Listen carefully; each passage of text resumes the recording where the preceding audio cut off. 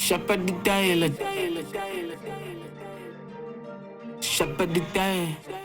Hello my lovely viewers, welcome again to a very exciting episode of Let's Talk Everything Dogs with Kenny.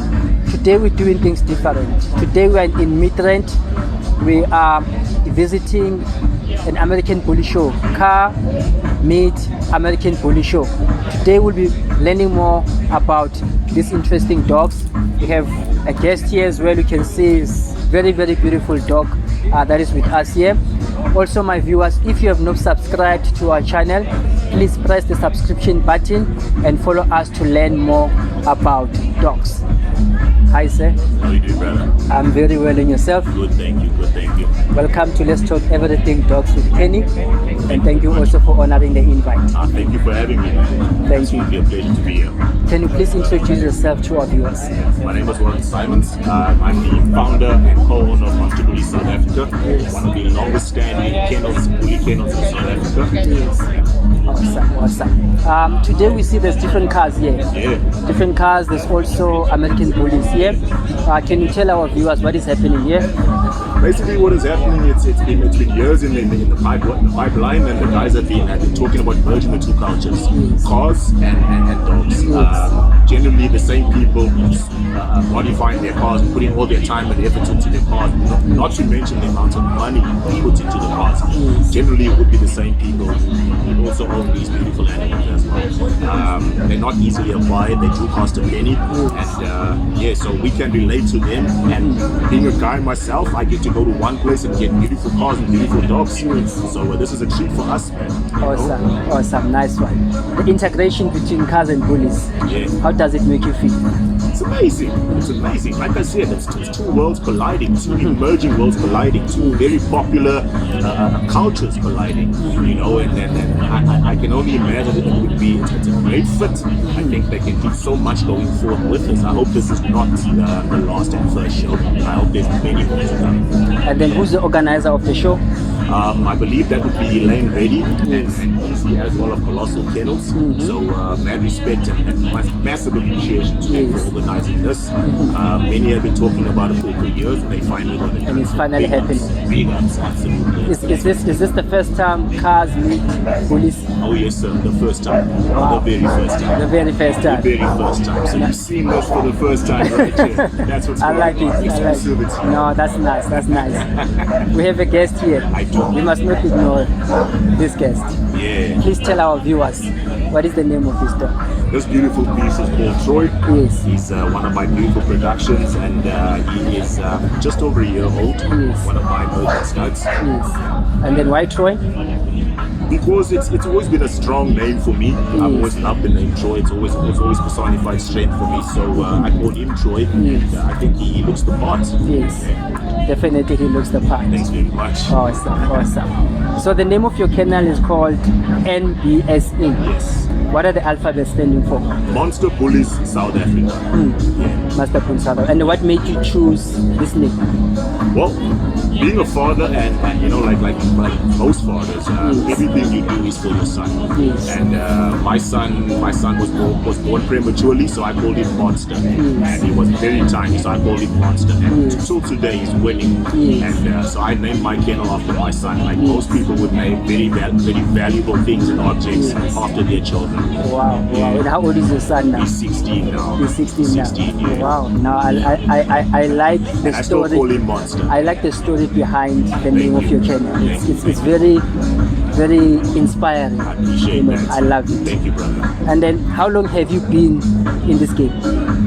Since 2012. I bought my first bully in 2012. Did my first breeding at the end of 2013. So I've been in it for a good decade now. And then what inspired you to enter the game? Man, I was in the pit bulls for many years before that. And I'd always go online and see what I thought was a super freaky, muscular pit bull.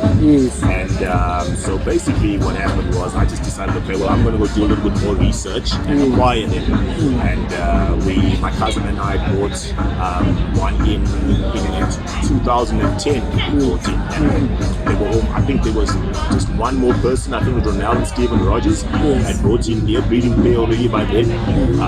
But yeah, they were very few bullies at the time. Very few. Awesome. And then why not any other dogs? Why American bullies? Man, look at them. Yeah, I can Look at them. It's not hard to see why. Yes. They're everything I've ever wanted in an animal, and Yes. I've always admired them. I've always loved them, and because they were unique. They still are quite unique. I mean, you could walk down the street and nobody would know what they are. They think criminals, right? Yes. So it's a case of I just wanted something beautiful, something unique, Yes. and I got to be one of the first to have it, and I got to work with them, which is an absolute dream come true. Okay. Tell us about the temperament of this dog. Generally, the temperament of the bully is very chilled. Yes. The bully basically is bred for companionship. Yes. Bad temperament is not tolerated or heralded in the bully community whatsoever. Yes. They are show animals, so they have to have a stable and friendly temperament. So not all bullies, unfortunately, are stable temperament and are friendly. Not all of them, unfortunately, but most of them. Most of them are like Most of that. them. Right? That's what makes him such an appealing breed for me as less problems. And then where are you currently located? We are in Okay. Mpumalanga. You are in Mpumalanga. Where about in Mpumalanga? Sekunda. Okay. And then there are different types of American bullies. Yes, sir. There's the extra large ones, there's the classic, Yes. there's also the large, Yes. and then there's also Not the large. standard one. There's XL. Yes. There's standard. Yes. There's pockets. Yes. Your classic is a variety of the dog as well, and then there's your micro bullies. Okay, That's on very short as well, and then you get the exotic type as well. okay. Yeah. And then which one are you breeding? I'm breeding at the moment. I'm breeding standards and pockets. Standard. Yes. Okay. Any reason why you chosen the standards and pockets? Honestly, there's less injuries associated with that size of dog. Okay. The maintenance as well is a lot easier. I mean, in winter time, I used to feed an XL at least 3 to 4 kilos per day. With the pockets, I'm feeding about a kilo at best. Yes. With the standards, maybe 2 kilos. So the cost of the dog is so much lower as well. Oh, yes. And it doesn't take, you don't have to have the dog weighing the size of a grown man to be Yes. impressive. Yes. So I just figured I'd go a little bit shorter and try and work with that. It's not been a decision I've regretted Yes. since. And to our viewers who don't know anything about American bullies, Yeah. to use Troy as an example, is he a pocket or is he a standard? Troy, right now, being just a year old, he's still developing. Yes. So I believe he will be standard. It's just an entry into standard class. For now, he's still pocket. Yes. But I believe when he's done growing and everything, he will be a standard. Maybe a Yes. standard. Okay. And then as an American bully breeder, Yeah. what are the challenges that you have experienced during this journey? The challenges experienced during this journey is financing the breedings. You know, when you do something properly, and you're not cutting any corners and Yes. anything, you're going to spend a lot of money. Yes. So the challenges are, not all breedings take, and all breedings performed are expensive. So financially that's the challenge. With having the dogs also, they're not as hardy as the pit bull. So if you're coming in from the pit bull game looking to own a bully and exercising the same way, you're going to hurt them because they're not designed for that kind of work. It doesn't take much to make them look impressive. They don't have to work until they try. So those were challenges we faced initially, working them like we did with the pit bulls, and they could hurt, and then you have to fix them, and then you learn from that. So we've had to learn their limitations, as with everything. Every animal has a limitation, every animal has a purpose. So the challenges that you've experienced is financial challenges and the medical side of it as well. Yeah, those basically the challenges that we faced with the bullies. The bullies as well. Okay. And then what are your highs and your lows since you've been a breeder? My highs, Yeah. and every single import was a high. Definitely. Because you're taking a lot of money that you don't have, giving it to a complete stranger across the world, Yeah. and you pray. Yes. And then your puppy lands at the airport, and he's either everything you've ever wanted or he's not. Yeah. So getting the dog, working with this, and getting it to this, looking like this, that for me is a high. Getting frozen semen inseminations done, Yes. and done successfully in the community, which is very rare. That for me is a massive high. It's quite an athlete. It's something that I rather the lows, there's only one. That's losing an animal. That's losing a best friend, losing something like a relative. Where you pat the dog on the head tonight and tomorrow is no longer there. That for me remains the roughest part of my dog breeding career. It's losing an animal. And then you spoke about importing a dog. Which country have you imported a dog from? From the US. From the US. Also the semen as well, from the US as well. Yes. Okay. And then the health issues that you've experienced so far in your journey with these dogs, what are those health issues that you've experienced so far? Okay, hip dysplasia, elbow dysplasia. That normally happens because the dogs are very exaggerated. For the frame, they have a lot of muscle, and this will put strain on the joints, stress on the joints. They have wide chest and short legs, so it's gonna push the elbows out a bit. So that is why we experience different levels of HD and ED. ACL. What is ACL? Anterior cruciate ligament. Okay. That's the muscle behind the kneecap. Those pop quite easily because again of the weight. If you've got somebody who's heavy with a short frame, or even just heavy in general, and they move too quickly or pivot too quickly, they snap the ACL. And unfortunately, man, everybody who knows anything about ACL injuries, once you cut, the dog's never the same again. So that's one of the most nagging issues that we have in the book right now is ACL issues. Also heart murmurs. There's a lot of heart murmur issues as well, stemming from the large English Bulldog influence in the breed. So heart murmurs definite as well. Not too many others. We have stuff like entropia where the eyelid folds in. We have the pink eye, soft palates, soft elongated palates. That's you find a lot of dogs with Bulldog influence as well struggle to breathe, especially with soft elongated palates as well. That's one of the issues we face with the Bulldog too. Okay. Yeah. And then on average, what is the lifespan of these dogs? Average. Sorry. No problem. On average, what is the lifespan of these dogs? Looking at about 8 to 12 years. The record right now, I believe, is 14 years old.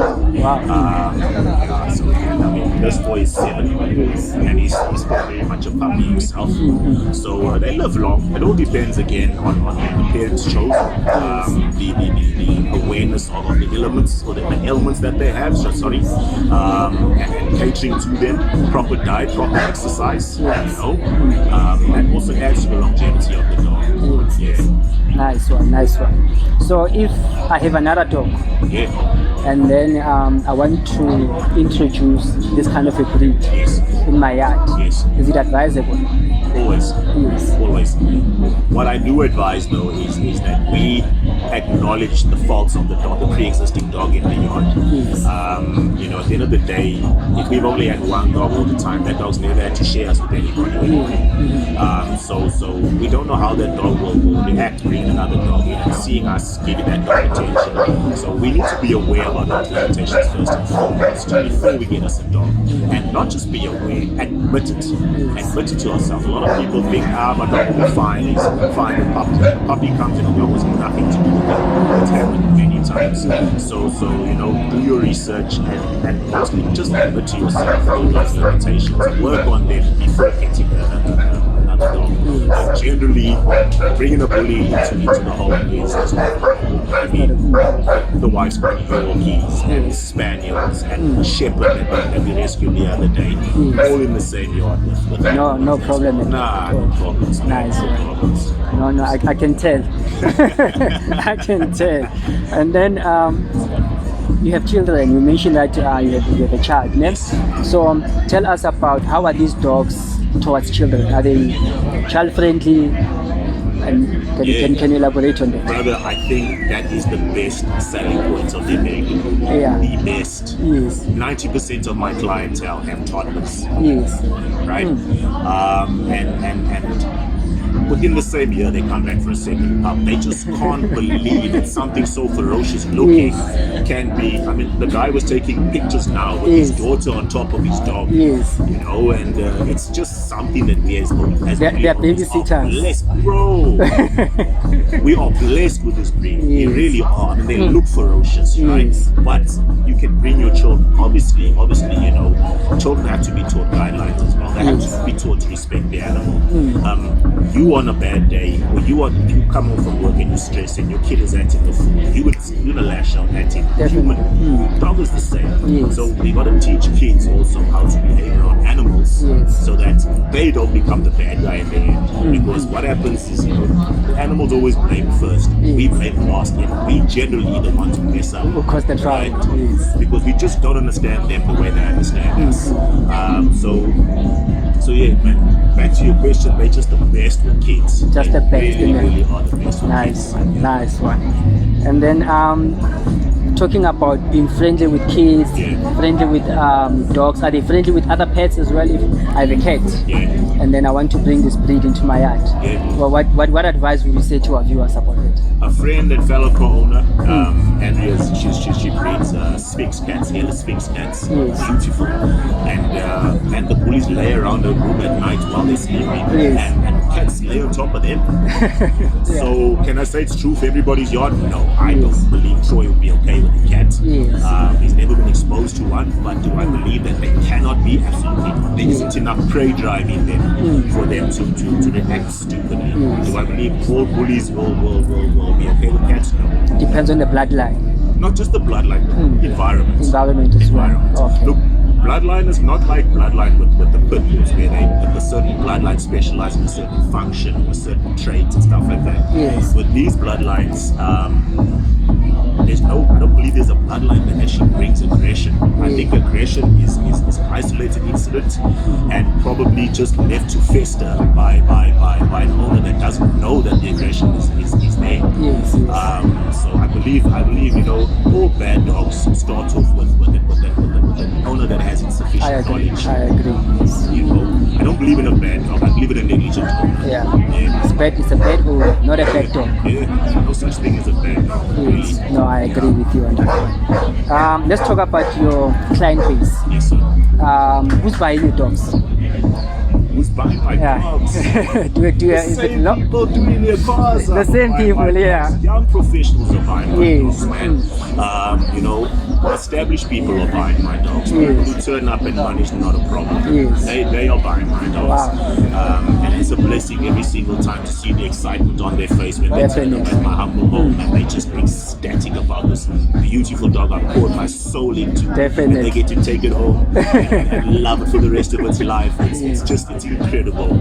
And even better is they keep sending us pictures back and rewarding us and showing us. Then you can see how the dog is developing and growing. And I wish I was that dog, and it makes you to continue with what you're doing.